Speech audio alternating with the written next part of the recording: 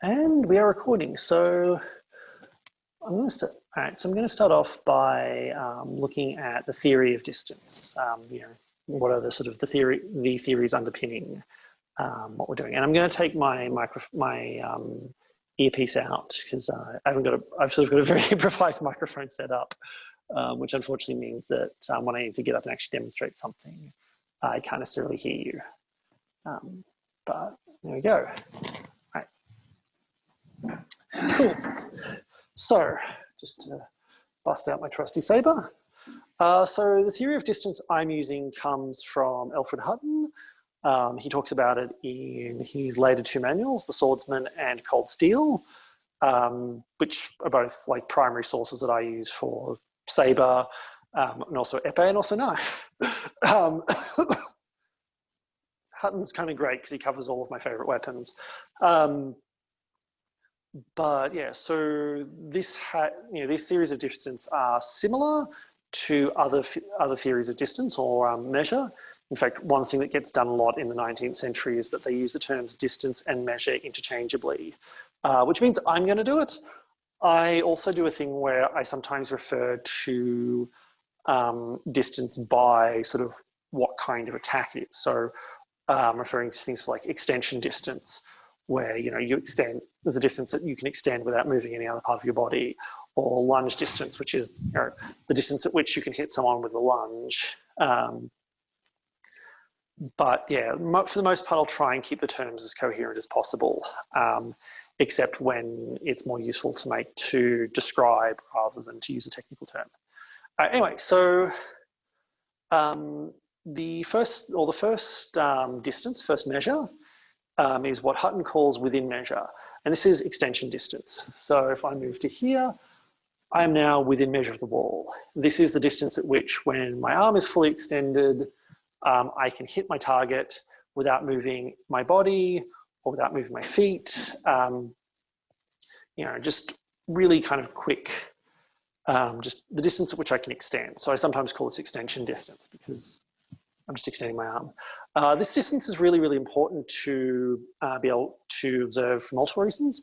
The first of which is it's the distance at which you can throw an attack, and if you can throw an attack directly, so without like the interference of engagement or something else, it comes too fast to be reliably defended. And that isn't to say that someone can't parry an attack made at extension distance, so within measure, just that it's not reliable. It's very, very quick. And so when you're fencing, if you can sneak to within extension distance of your opponent, you can often hit them before they can react, which is kind of useful. The flip side of that is it's also the distance where your opponent can do the same thing to you. So you want to avoid moving within measure of someone. In fact, the only time you want to be within measure of someone is when you're giving them something to do. So probably a little bit of a paradox that George Silver in his book Paradoxes of Defense, which is all about paradoxes of defense, talks about is it's very, very dangerous to come within measure of your opponent, but you have to do it to attack them. So you want to give them something to do. So when I only want to be within measure of my opponent when I'm acting on them. If I'm throwing an attack, they'll be too busy parrying to hit me, and then I get the hell out. Or like if I'm within measure, I might want to have engaged so that they're going to have to come around my sword, which gives them more time to react. Or I'm going to want to beat their sword. I want to do something basically to occupy them so they can't launch a direct attack.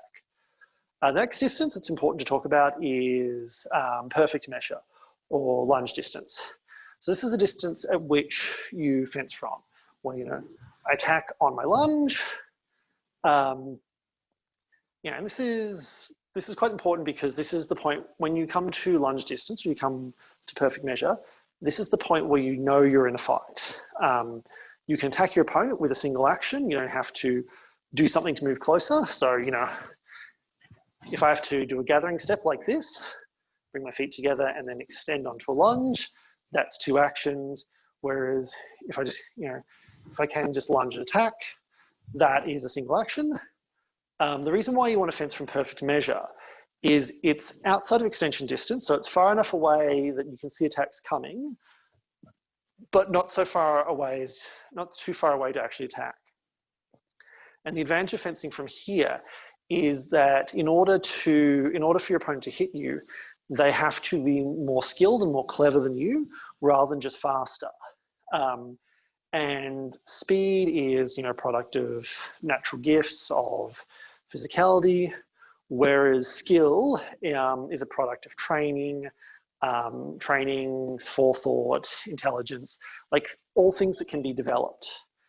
So you want to fence from a distance where you've turned a fight into a game of skill rather than making it just a game of speed.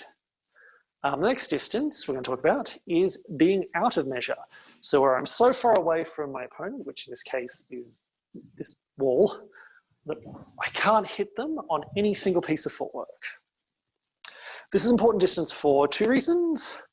One is that when I am out of measure, or I want to know when I'm out of measure so that I don't get too far away to attack my opponent, I never want to pull myself out of the fight unless I want to. So, unless there's a specific thing that I need to pull myself out of the fight to do, I want to make sure I stay within measure of my opponent. I always want to be able to have some way to act on them. And if I'm miles away, if I'm all the way out here, not able to hit them, there's nothing I can do. The only times you really want to get out of measure, you might want to change guard and you're worried about being, time hit. So you might slip back, change guard, and then come back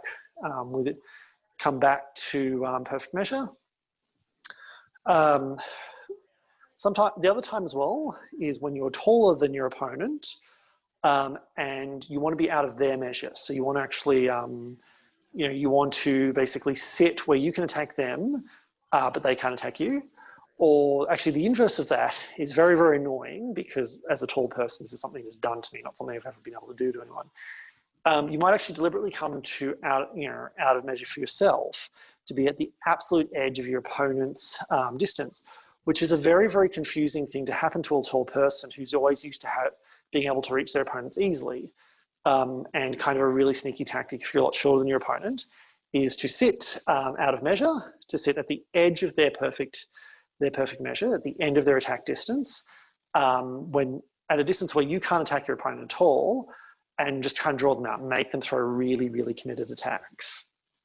But yeah, generally the point where you're concerned with being out of measure is actually something that you want to avoid. You want to avoid getting so far away that you're out of the fight. The third distance is grappling distance. I think the French is écart. I pronounce it corpse a corpse because that just sounds more metal. But this is a distance where you can grab your opponent. So I think of this as the distance, or you're in écart when you've met two criteria. The first is that you can reach out and touch your opponent by just extending your offhand. You can just reach out and grab them. And the other criteria is if you take a full step back, you'll still be within extension distance. And the second one's really, really important because there are times when you'll get so close to your opponent that moving backwards actually puts you in more danger, not less. So normally when you're fencing, I'll be here, I'll throw attacks, I'll get back, I'll throw attacks and get back, and I'll be moving in and out of distance, and I'll be moving in to increase the danger, both to my opponent and to myself. My goal being to increase the danger to my opponent much more than it increases to me. And I'll be moving back to reduce the danger to myself, which also unfortunately reduces the danger to my opponent. But sometimes I might end up so close that my best option is to come forward, because if I move back, I will still be in, I guess what you term the danger zone. So those are the four distances or four measures, and kind of the reasons why they're important, and also like sort of the tactics that you can use with each. And yeah, it is. It's very important to be able to observe all of them. I find that actually with pretty much any martial art I've done, obviously I've not done any, actually I've done a little bit of archery, where distance didn't matter, but everything else, every like sword, fist, knife, stick fighting art I've done, it all kind of comes down to who controls distance the best. So yeah, that's the theory. Before we move on, are there any questions?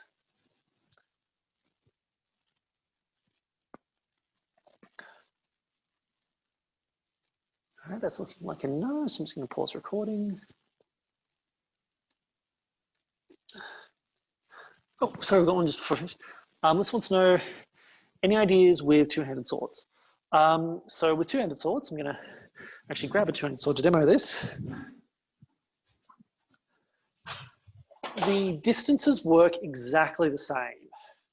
Like the actual theory is exactly the same. The techniques you use to manipulate it are different. So I'll tend to use passing steps. The only exception with perfect measure, if your attack is being made on a pass rather than a lunge, then you just substitute pass for lunge, or substitute whatever footwork you're going to use to attack is your perfect measure when you're at that kind of attacking distance. But yeah, otherwise the theory is pretty much the same, with one exception, and this applies to two-handed swords, it applies to bayonets, to two-handed spears, and that's the risk that your opponent will do this. They'll let go and they'll let go with one hand and they'll attack with the other, usually with a lean, or if they do it using a bayonet, with a bit of a twist of the body to get that little bit of extra reach. That's basically, when you're fencing against a two-handed weapon, you have to be mindful that they have kind of a extension distance plus. They'll have extension distance plus, and you kind of have to be out of extension distance plus, in order to be properly safe. Or alternatively, with the bayonet, you actually have to be engaged, so you actually have to have a bit of pressure on their weapon. So if they try and thrust you straight up, you've got some feeling to dislodge them. But yeah, so two-handed weapons, distance works basically the same way, except there's kind of extension distance plus. And actually that sort of raises another point I should probably point out. Distance is not symmetrical. So if I've got my saber and I'm fencing someone with a long sword, I need to be mindful of their extension distance plus, as well as their extension distance. Which they don't have to do with me. And also when I'm fencing someone who is a different height to me or has a different length weapon, the distances will not be symmetrical, and very rarely are they. So one of the things to be mindful of when you're facing a taller opponent is that you might be within measure of them when they're at perfect measure of you. So you need to make a full lunge or some kind of lunge to get them, whereas they will be able to get you by just extending, and so you have to be very careful of that. Alternatively, if you're taller than your opponent, you want to be mindful of that, because you want to be mindful that you might be able to hit them on the extension, because that's a really, really good way to sort of sneak into distance and hit them. So remember that remember as well that being able to measure or estimate your opponent's distance, or even being able to feel them out and get a sense of what their distance is before committing to an action, is really, really important. So yeah, so are there any other questions before we move on?